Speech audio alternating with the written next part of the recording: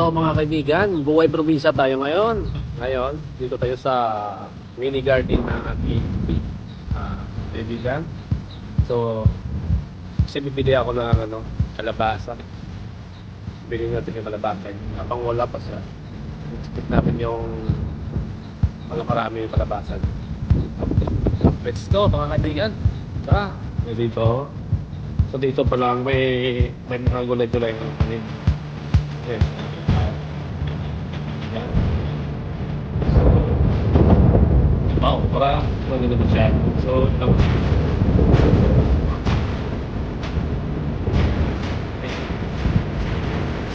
papaya. So, ito. Ang tawag yan, saluyot. Bago eh. Tawagin ito eh. Sili. Sabi. So, station natin dito tayo sa Panok. Yan.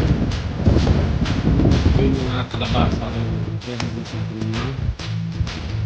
Kasi yung first harvest niya, ako rin kumuha noon, dinala natin sa Pabila. Sa restaurant. And ngayon, so anong harvest ito gawin natin? Anything lang kaya ang dyan, dyan ako mag-dyan. Nag-din natin. Ayaw yung sa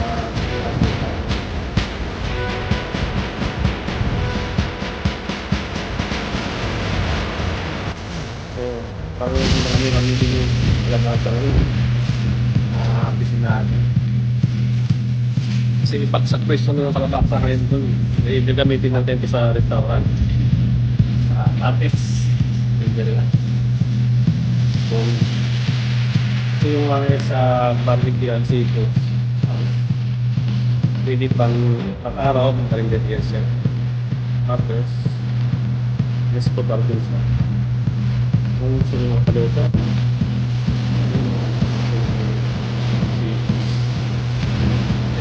chef natin. Okay, chef, diyan. Saka, tapos, barbecue and seafood daw. Seafood at maliaw, pabiya. Piligo. Okay. So, kasama natin si Mr. Juanito. Kasama nito. Yeah. Dito tayo sa farm. So, matabi kami yung yatik tapos na yun. Mamaya, inantay natin kung yung may-ari ng farm na to. Yung maliit na garden.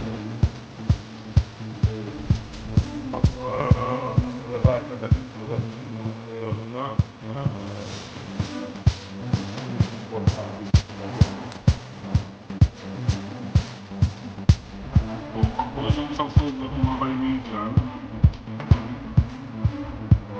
tagal naman ito ng buwan.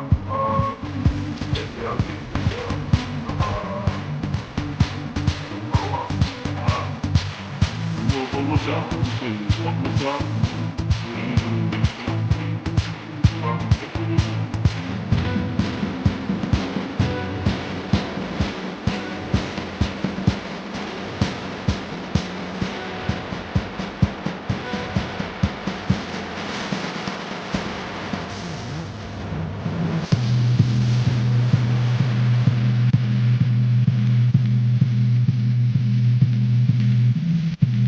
Kaya may nagsiga.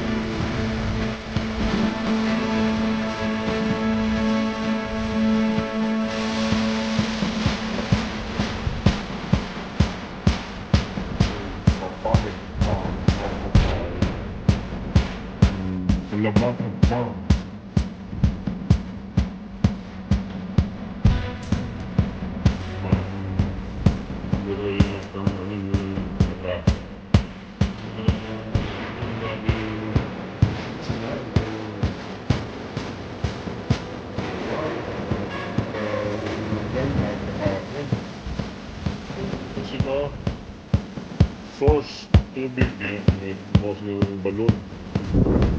Okay. Okay. Ayan mga kaibigan. Buhay probinsya. Buhay uma.